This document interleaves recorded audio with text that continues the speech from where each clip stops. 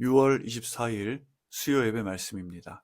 오늘은 나훔서 1장 1절로 8절의 말씀으로 요나의 하나님, 나훔의 하나님이라는 제목으로 말씀 나누겠습니다. 말씀 우리 함께 기도드리겠습니다. 하나님, 이제 말씀을 듣습니다. 오늘 들려지는 이 말씀이 지친 우리를 짓누르는 또 하나의 무거운 질책이 아니라 하나님을 더욱더 알아가는 시간이 되기를 원합니다. 말씀이 내 생각과 달라도 변명하거나 거부하지 않고 말씀으로 듣게 하여 주시옵소서. 말씀이 우리의 지친 발걸음을 다시 잡아주는 기준이 되게 하여 주시옵소서. 예수님의 이름으로 감사하며 기도드립니다. 아멘. 네, 우리 2주 전부터 주일 예배 시간에 요나서의 말씀을 나누고 있습니다. 그리고 오늘 수요 예배의 본문은 나훔서입니다. 요나 선지자와 나훔 선지자는 아수르 제국을 향해 하나님의 말씀을 외쳤던 선지자들이었는데요. 서로 시간과 또 상황의 차이가 있습니다. 우리가 돌아오는 주일에 살펴볼 요나서 3장의 내용을 보면 요나가 마지못해 전한 그 짧은 외침에도 불구하고 니느웨 백성들은 왕에서부터 짐승들까지 금식하고 회개하는 놀라운 일이 벌어지게 됩니다. 그래서 하나님은 그들에게 내리려던 무서운 재앙을 거두어 주시죠. 그 후로 니느웨는 어떻게 되었을까요? 니느웨 사람들이 그 후로도 계속해서 하나님을 잘 믿고 평화롭게 살았을 것이다 라고 생각할 수 있겠지만 전혀 그렇게 흘러가지 않았습니다. 요나가 말씀을 전하고 니느웨가 하나님의 용서를 받은 후에 대략 100년에서 150년 정도의 시간이 흘렀습니다. 세대가 완전히 바뀌었죠. 새로운 세대의 이 니느웨 사람들은 과거 자신들의 조상들이 받았던 하나님의 은혜를 잊어버리게 됩니다. 그들은 다시 잔인하고 포악한 그 모습을 세상에 드러내기 시작했죠. 주변 나라들을 침략하고 사람들을 무자비하게 해치며 자신들의 탐욕을 채우는데 혈안이 되어 있었습니다. 군사력을 무섭게 키운 아수르는 결국 북이스라엘을 잔인하게 짓밟고 주전 722년에 완전히 멸망시켜 버립니다. 북이스라엘이 무너진 후에 남유다 역시도 아수르의 영향 아래서 신음해야 했죠. 막대한 세금과 또 조공을 바치느라 백성들의 삶은 피폐해져 갔고 아수르의 공포가 온 나라를 뒤덮고 있었습니다. 그리고 왕조차도 아수르의 눈치를 보면서 성전 안에 우상을 세우기도 하고 그렇게 영적으로 도덕적으로 완전히 바닥을 치는 암흑기였습니다. 아수르는 영원히 무너지지 않을 것처럼 보였죠. 이렇게 가장 어둡고 가장 고통스럽고 가장 절망적인 시기에 하나님께서는 나훔 선지자를 부르십니다. 이 나훔이라는 이름이 가진 뜻은 위로라는 뜻인데요. 지금 세상에서 가장 잔인한 나라에게 짓밟히고 있는 사람들에게 억제받고 또 고통받는 그들에게 가장 절실하고 큰 위로는 무엇이었을까요? 그것은 바로 살아계신 하나님께서 너희의 그 억울한 눈물을 똑똑히 보고 계시며 저 악하고 교만한 압제자들 반드시 심판하실 것이다 라는 하나님의 말씀이겠죠. 하나님의 심판이 너희에게 쏟아질 것이다. 이 선포는 아수르의 압제 밑에서 고통스러워하던 남유다 백성들에게 하나님의 공의가 살아있음을 보여주시는 엄청난 위로였습니다. 주일 예배에 지금 나누고 있는 이 요나서가 회개하고 또 돌아오기를 기다리시는 인내하시고 사랑이 넘치는 하나님을 보여준다라면 오늘 만나는 나홈서는 끝내 돌이키지 않는 그 거대한 악을 결코 그대로 내버려 두지 않으시는 심판의 하나님을 보여주시죠. 이 두 가지 모습은 모두 우리가 믿는 하나님의 성품인 것입니다. 하나님께서는 니느웨의 죄악을 묻기 전에 먼저 하나님이 어떤 분이신지를 분명하게 밝히시는데요. 이것이 오늘 설교의 가장 중요한 핵심입니다. 자, 2절 보겠습니다. 2절. 여호와께서는 질투가 많으시고 복수하시는 하나님이시다. 여호와께서는 복수하시고 진노하시는데 그분의 대적들에게 복수하시고 그분의 원수에게 진노하신다. 이 짧은 한 구절 안에 질투, 복수, 진노 같은 무겁고 또 무서운 단어들이 반복해서 나타납니다. 우리는 보통 하나님에 대해서 생각할 때 사랑, 은혜, 용서, 자비 같은 그런 부드러운 단어들을 떠올리죠. 하지만 오늘 성경은 시작부터 하나님의 진노를 강하게 이야기하고 있습니다. 자, 왜 그럴까요? 만약 죄에 대한 하나님의 분노와 심판이 없다면 십자가의 용서와 사랑도 아무런 의미가 없어지는 것이죠. 하나님의 공의가 전제되어야만 우리를 살리기 위해 아들을 내어주신 그 사랑이 얼마나 큰 희생인지 깨달을 수 있는 것입니다. 여기서 하나님이 질투하신다라는 것은 우리 인간들 사이에서 서로 시기하는 그런 감정이 아닙니다. 이것은 마치 자기 자녀를 위협하는 대상이 있을 때 자녀를 지키기 위해 물불을 가리지 않고 나서는 그런 강렬하고 거룩한 사랑을 말하는 것이죠. 하나님은 돌덩이라든가 나무로 만든 그런 우상들처럼 세상에 악이 넘쳐나고 자기 백성들이 짓밟혀도 그저 그것을 보고 가만히 지켜보는 그런 무능한 신이 아니십니다. 하나님은 침묵하지 않으시고 반드시 사랑하는 백성들을 위해 일하신다라는 것이죠. 성도님들 중에는 이런 질문을 하실 분들도 계실 것입니다. 그럼 아수르가 북이스라엘을 짓밟고 그렇게 멸망시킬 때 하나님은 그럼 왜 그때는 보고만 계셨습니까? 하는 질문이 있을 수가 있죠. 그런데 하나님은 가만히 계셨던 것이 아닙니다. 북이스라엘은 수백 년 동안 하나님의 마음을 아프게 하고 우상을 숭배하는 거짓된 삶을 살았죠. 하나님께서는 수많은 선지자들을 보내셔서 제발 하나님께로 돌아오라 라고 말씀하셨지만 그들은 끝내 돌아서지 않았습니다. 결국 하나님은 북이스라엘을 징계하기 위해서 아수르를 심판의 막대기로 잠깐 들어서 사용하신 것입니다. 그런데 문제는 그 심판의 막대기로 쓰임받은 아수르의 태도였다라는 것이죠. 그들은 자신들이 하나님의 손에 들린 도구에 불과하다라는 사실을 전혀 알지 못했습니다. 자기들의 군사력이 대단하고 자신들이 믿는 그 우상이 위대해서 자신들이 세상을 정복한 줄로 착각했던 것이죠.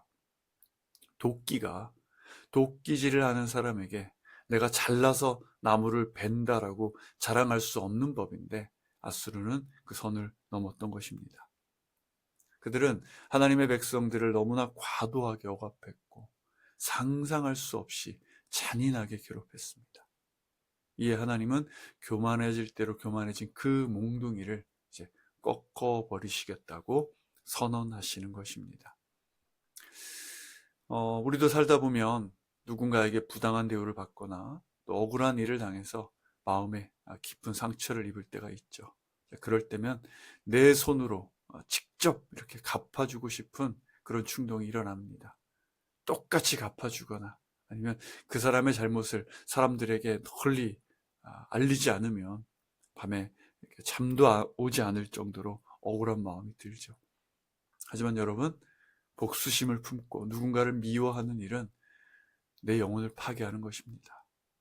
내가 직접 복수하려다 보면 내 마음이 지옥이 되고 나도 모르는 사이에 내가 미워하던 그 악한 사람과 똑같은 모습이 되어버리는 것이죠.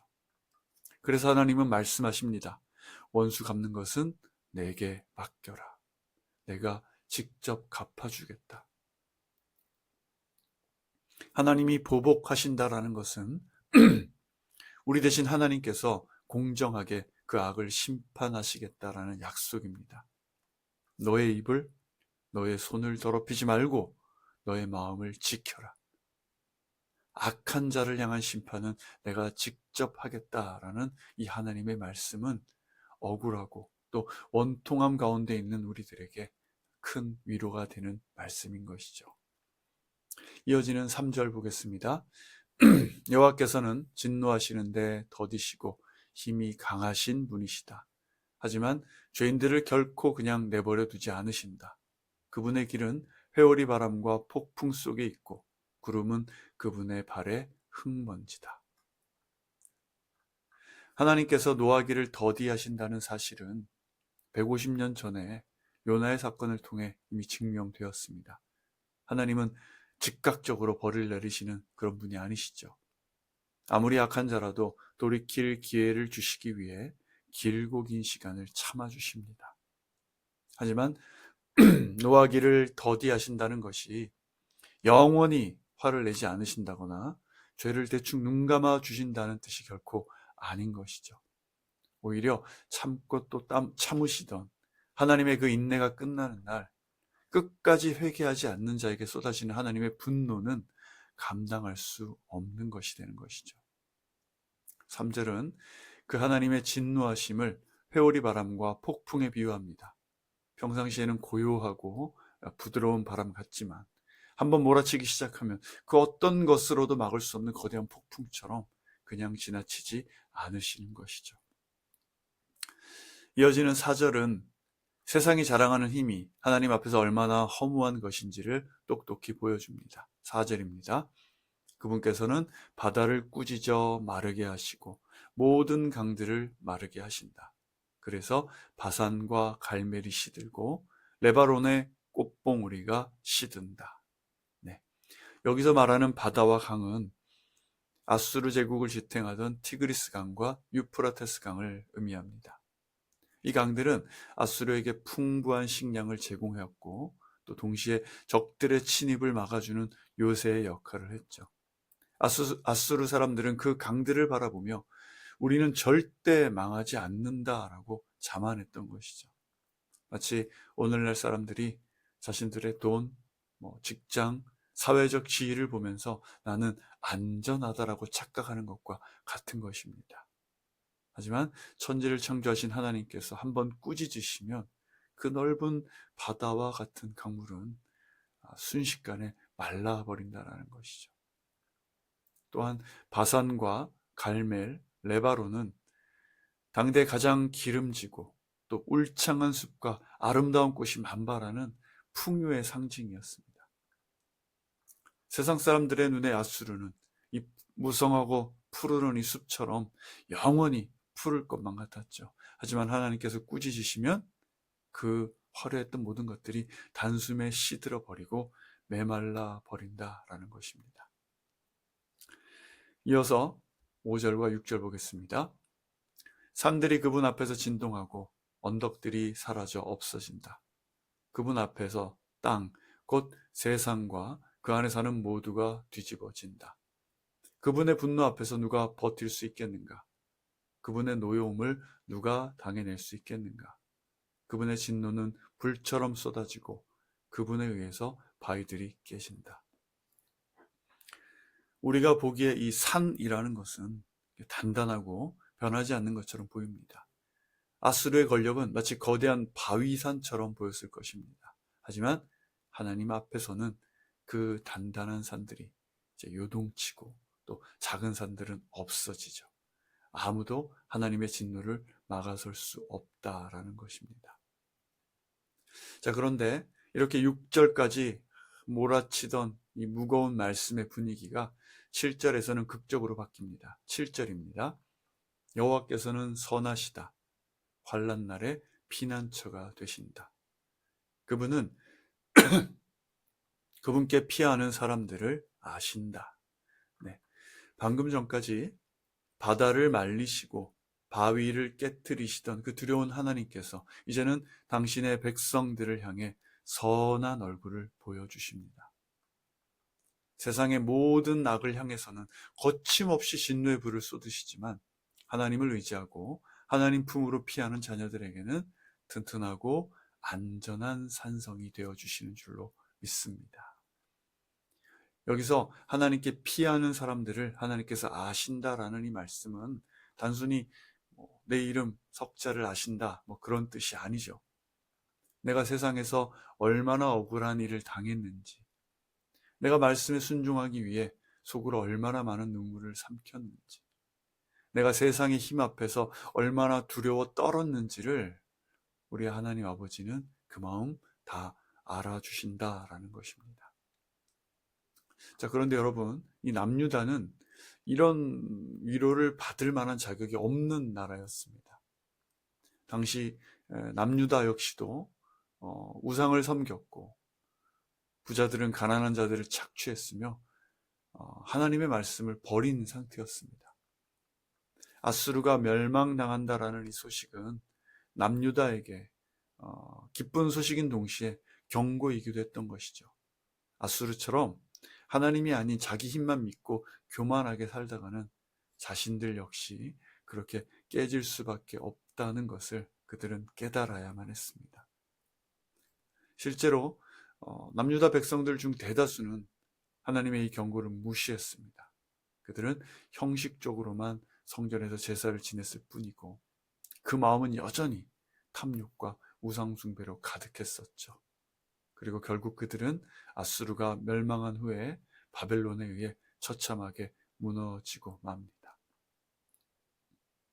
하지만 그토록 타락하고 소망이 없어 보이는 남유다 안에도 아수르의 압제와 동족들의 그 타락한 현실 속에서 가슴을 치며 눈물로 기도하던 신실한 사람들이 있었던 것이죠. 세상과 타협하지 않고 오직 하나님만이 우리의 참된 피난처라고 고백하며 끝까지 믿음의 자리를 지킨 남은 자들이 있었던 것입니다. 이 7절의 말씀은 바로 이들을 향한 말씀인 것이었죠.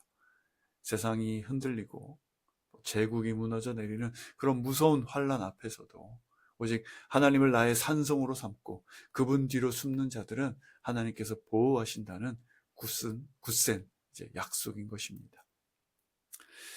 성도님들, 오늘 우리는 나움 선지자의 외침을 통해 하나님의 두 가지 모습을 만났습니다. 하나님은 죄에 대해 오래 참으시지만 결국 돌이키지 않는 그 자들에게는 공의의 하나님이십니다. 동시에 세상의 거센 풍파 속에서도 주님을 찾고 주님을 의지하는 자들을 안아주시고 그들의 모든 아픔을 헤아려 주시는 다정하고 또 선하신 아버지이시죠. 우리는 세상을 살아가면서 수단과 방법을 가리지 않고 살아가는 그런 사람들이 오히려 성공하고 더 잘 사는 것처럼 보일 때가 많습니다. 그에 비해서 정직하게 하나님의 말씀대로 살려는 사람들은 손해만 보고 바보 취급을 당하는 것 같아서 속상할 때가 있다는 것이죠. 하지만 여러분, 오늘 나홈서의 말씀 꼭 기억하시길 바랍니다. 아수르처럼 교만한 힘과 또 속임수로 쌓아 올린 그런 성공은 영원하지 않습니다.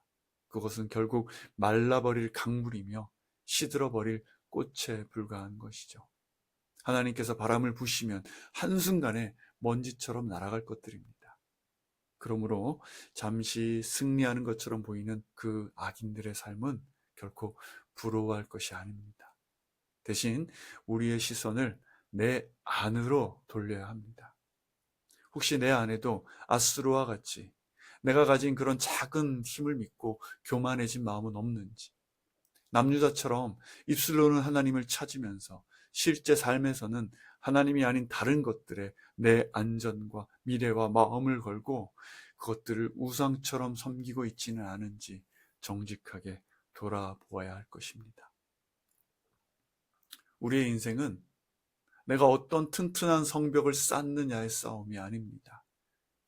내가 쌓은 그 성벽은 아무리 높아도 결국 허물어지게 되어 있죠.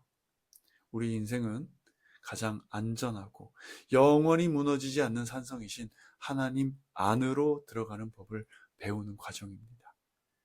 억울한 일로 내 마음이 무너져 내릴 때, 내 힘으로 맞서 싸우려 하지 마시고 우리의 든든한 피난처 되시는 하나님께로 피하십시오.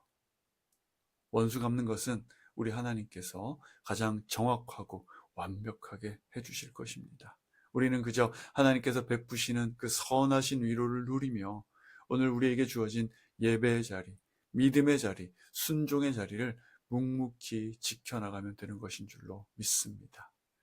오늘 이 밤 세상의 악은 심판하시고 자신의 백성은 지켜주시는 그 하나님을 온전히 신뢰하며 주님 품 안에서 참된 위로와 평안을 얻으시는 모든 성도님들 되시기를 주님의 이름으로 축원합니다. 아멘. 기도하겠습니다.